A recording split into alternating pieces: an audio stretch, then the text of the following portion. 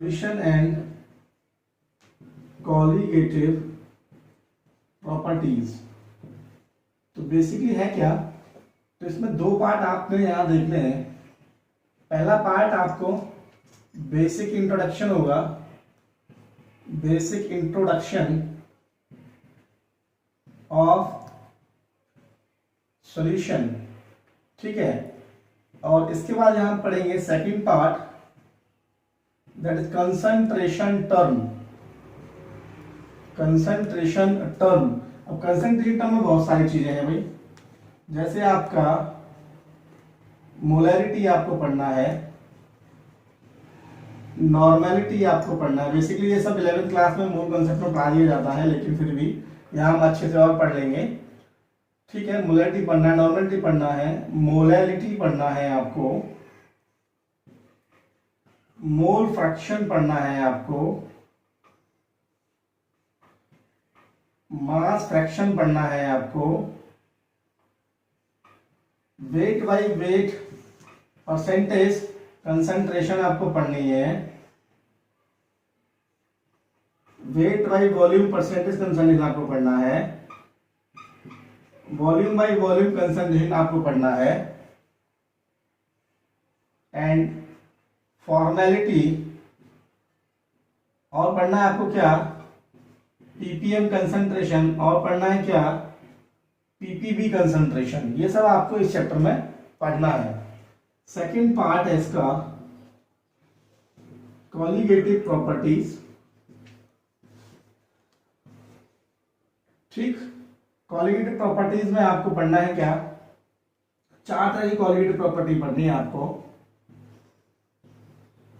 Osmotic pressure,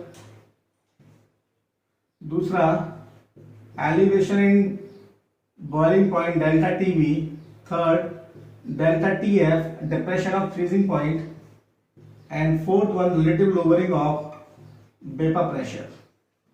clear. और basic introduction में solution के बारे में ये कंसंट्रेशन पढ़ने के बाद आपको जो जरूरी चीज पढ़ना है वो पढ़ना है आपको nature of solution. Nature of solution, क्या नेचर, सॉल्यूशन आइडियल है, नॉन आइडियल है, किस तरह का सॉल्यूशन होगा। आइडियल लोग अगर पढ़ेंगे तो अपन को पढ़ना पड़ेगा राउल्ट्स लॉ, और पढ़ेंगे यहां पे Dalton's law of partial pressure. Non ideal में हम पढ़ेंगे आगे पॉजिटिव डेविएशन, यहां पढ़ेंगे नेगेटिव डेविएशन, और क्या पढ़ेंगे इस चैप्टर में, और हम पढ़ेंगे बेटा, ठीक है। तो ये colligative property, positive deviation, negative deviation, Raoult's law, Dalton's law of partial pressure, और हम पढ़ेंगे हेनरी लॉ।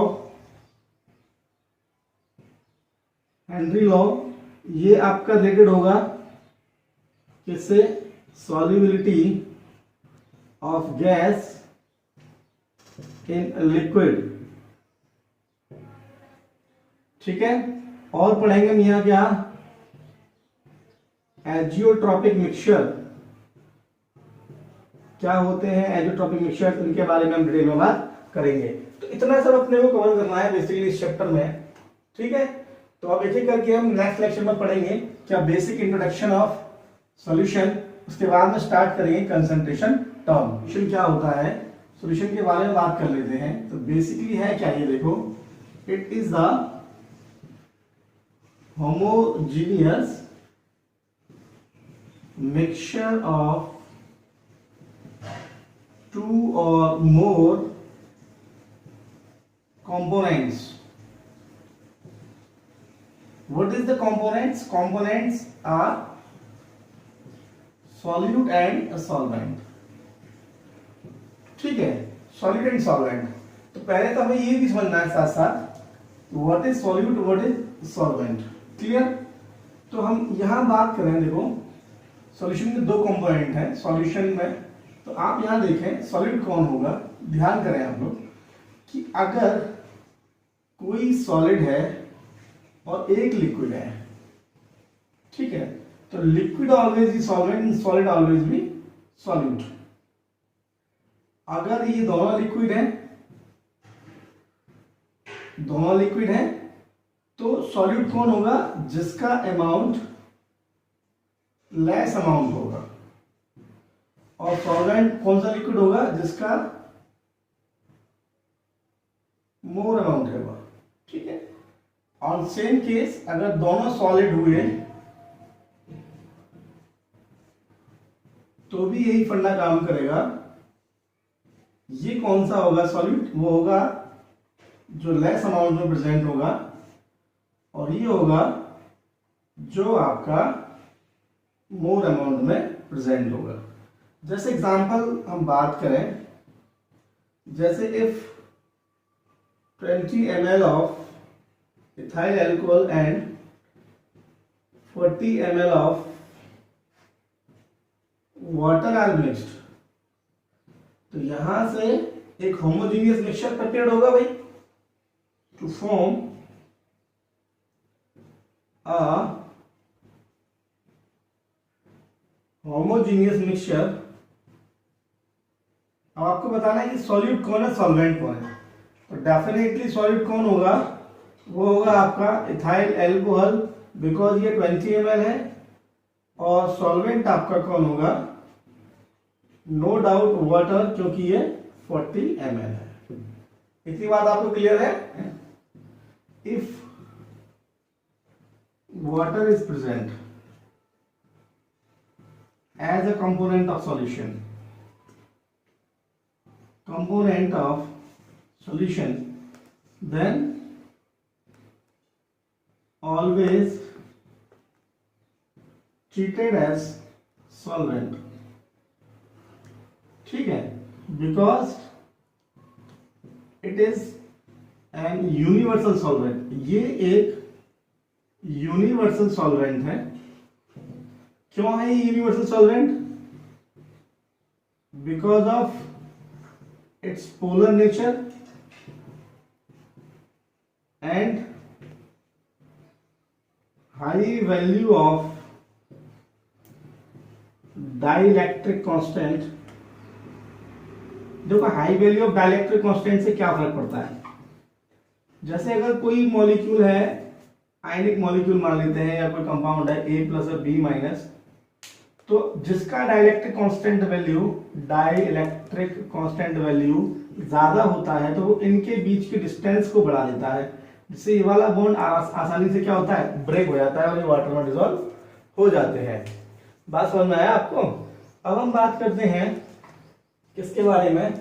ये तो अपना रहा सॉल्यूट कौन है, सॉल्वेंट कौन है, क्लियर। अब हम बात करते हैं कि सॉल्यूशन किस किस बिहाफ पे, सॉल्यूशन के टाइप क्या होते हैं on the behalf of amount of solute present in solvent, ठीक है। अब देख रहे हैं अपन क्या टाइप ऑफ सॉल्यूशन, सॉल्यूशन की टाइप देख रहे हैं on the behalf of the amount of solute present in solution. क्या क्या? एक होता है आपके पास में अनसैचुरेटेड सॉल्यूशन, दूसरा होता है सैचुरेटेड सॉल्यूशन, एंड तीसरा होता है सुपर सैचुरेटेड सॉल्यूशन, क्लियर। यहां पर देखिए आप, अनसैचुरेटेड कब होगा और सैचुरेटेड कब होगा, और कब होगा वो सुपर सैचुरेटेड। तो पहला हम बात करें अनसैचुरेटेड सॉल्यूशन की। अनसैचुरेटेड सॉल्यूशन, देखो ये क्या है, इसका मतलब समझे आप। जैसे मान लो मेरे पास में कोई स्पेसिफिक अमाउंट ऑफ सॉल्वेंट है, कुछ मान लेते हैं W ग्राम ऑफ सॉल्वेंट है। अब इस सॉल्वेंट की क्या होगी बेटा? एक स्पेसिफिक कैपेसिटी होगी अपने अंदर सॉल्यूट को डिसॉल्व करने की, ठीक है। और जैसे हम मान लेते हैं कि ये सॉल्वेंट है, ये डिसॉल्व्स ऐसे मान लेते हैं 40 gram of solute in it, that is maximum है ये अमाउंट। तो अब इसी भी यहाँ पे हम बात करें, अगर सॉल्यूट हमने ले रखा है 20 ग्राम, तो इसकी कैपेसिटी कितने की है सॉल्वेंट की अपने आप में सॉल्यूट को डिसॉल्व करने की 40 ग्राम, लेकिन हमने सॉल्यूट कितना ले रखा है 20 ग्राम। तो ऐसे सॉल्यूशन को जिसमें अमाउंट ऑफ सॉल्यूट कम हो, किससे, the specific amount of solute that can be dissolve in the specific amount of solvent. Clear? अगर ऐसा है तो वो कहलाएगा अनसैचुरेटेड सॉल्यूशन। तो क्या डेफिनेशन देंगे, the solution in which the amount of solute present in less amount than that can be dissolved via a specific amount of solvent। ऐसे सॉल्यूशन को हम कहेंगे अनसैचुरेटेड सॉल्यूशन, जिसमें सॉल्यूट के अमाउंट उस अमाउंट से कम हो जिसको वो पर्टिकुलर सॉल्वेंट अपने में डिसॉल्व कर सकता है। ये हो गया आपका अनसैचुरेटेड सॉल्यूशन। तो अभी इसकी जो डिसॉल्व करने की टेंडेंसी है वो भी बढ़ सकती है अगर आप इसमें और ज्यादा सॉल्यूट मिला सकते हो। तो जब आप क्या करेंगे, जब सॉल्यूट आप ऐड करेंगे, सॉल्यूट एडिशन पे, तो रिएक्शन की डायरेक्शन क्या होने वाली है, फॉरवर्ड होगी, और डिसोल्यूशन अभी आपका चल रहा होगा, ठीक है। और इस तरह आप देखेंगे यहाँ पे किसी तरह का प्रेसिपिटेशन पीपीटी फॉर्म नहीं होगा। क्लियर? एक चीज यहां पे समझ में आती है। दूसरा सॉल्यूशन है आपका सैचुरेटेड सॉल्यूशन। क्या होता है सैचुरेटेड सॉल्यूशन? जैसे मैंने अभी बताया आपको, ये आपके पास में कोई स्पेसिफिक अमाउंट ऑफ क्या है बेटा, सॉल्वेंट है, ठीक है, और इसकी कैपेसिटी जो है, और हमने इसमें ऐड किया है सॉल्यूट, और सॉल्वेंट की जो कैपेसिटी है, capacity to dissolve the solute in it, let हम मान लेते हैं 100 ग्राम है, और हमने 100 ग्राम ही सॉल्यूट ले लिया, तो जितनी कैपेसिटी पर्टिकुलर सॉल्वेंट की है उतना ही अमाउंट अगर आपने सॉल्यूट ले लिया, तो इस तरह के सॉल्यूशन को हम बोलते हैं, क्या बोलते हैं, सैचुरेटेड सॉल्यूशन। क्लियर? क्योंकि अब इससे ज्यादा अमाउंट आप उसमें उस पर्टिकुलर सॉल्वेंट में डिसॉल्व नहीं कर पाएंगे, इसलिए इसका नाम दिया सैचुरेटेड सॉल्यूशन। कंप्लीटली सैचुरेट हो गया, इससे ज्यादा अमाउंट डालने पे आपका जो सॉल्यूट है वो डिसॉल्व नहीं होगा। अगर तो यहाँ पे सॉल्यूशन का नेचर कैसा बन जाएगा बेटा, सैचुरेटेड। जैसे आपने देखा होगा, जैसे आप एक गिलास पानी ले लो, और एक गिलास पानी लेने के बाद में आपको पता है, जैसे आपने 1 चम्मच चीनी डाला, घोला, घुल गया, फिर आधी चम्मच और चीनी डाला, घोला, घुल गया, लेकिन अब और चीनी डालोगे तो वो अब नहीं घुल रहा है ना। तो जब बिल्कुल घुल जाए, बिल्कुल परफेक्टली आपका एक अच्छा सा होमोजेनियस मिक्सचर तैयार हो जाए, उस पर्टिकुलर सॉल्यूशन को अपन सैचुरेटेड सॉल्यूशन कहते हैं। बात समझ में आ रहा है? And third one is what? Third one is super saturated. तो what do you mean by super saturated solution? Third आपका है सुपर सैचुरेटेड सॉल्यूशन। अच्छा, यहां पे एक और चीज ध्यान रखें, यहां पे जब घुलना बंद हो जाएगा तो हम ऐसा कहते हैं कि जो भी आपका सॉल्यूशन है वो आपका इक्विलिब्रियम पे रीच हो गया है, ठीक है। अब वो पर्टिकुलर सॉल्यूट को और डिसॉल्व नहीं कर सकता, उसकी टेंडेंसी से ज्यादा अब उसमें सॉल्यूट ऐड करेंगे तो वो डिसॉल्व नहीं होगा। थर्ड हम बात करें सुपर सैचुरेटेड की, क्या होगा इसमें कि जो अमाउंट होगा, ठीक है, लेट ये सॉल्वेंट की जो कैपेसिटी है, सॉल्वेंट कैपेसिटी जो है अपने आप में सॉल्यूट को डिसॉल्व करने की, हम मान लेते हैं कैपिटल W ग्राम है, और हमने यहाँ पे क्या किया, W ग्राम ही आपने सॉल्यूट ऐड कर दिया, स्मॉल w। अगर स्मॉल w बड़ा हो जाए कैपिटल W से, यानी कि amount of solute added is greater than that of the amount of solute that can be dissolve by solvent, तो उस पर्टिकुलर मोमेंट में क्या होगा आपका कि अब जो आपका सॉल्यूट है वो डिसॉल्व तो नहीं होगा, डिसॉल्व तो हो नहीं सकता, तो वो तो क्योंकि जगह ही नहीं है अब डिसॉल्व करने के लिए, स्पेस ही नहीं बचा मॉलिक्यूलर के बीच में, तो होने क्या वाला है, अब जो भी आप अमाउंट ऐड करेंगे तो वो पीपीटी की फॉर्म में यानी प्रेसिपिटेशन की फॉर्म में वहां पर सेटल्ड होने लगेगा, तो यहां बन जाएगा पीपीटी फॉर्मेशन हो जाएगा, पीपीटी फॉर्मेशन। क्लियर? तो यहाँ पे आप देखें तो तीन तरह के सॉल्यूशन आपके डिफाइन किए हैं on the basis of the amount of solute, ठीक है, इन पर्टिकुलर अमाउंट ऑफ सॉल्वेंट। ये आपको क्लियर है?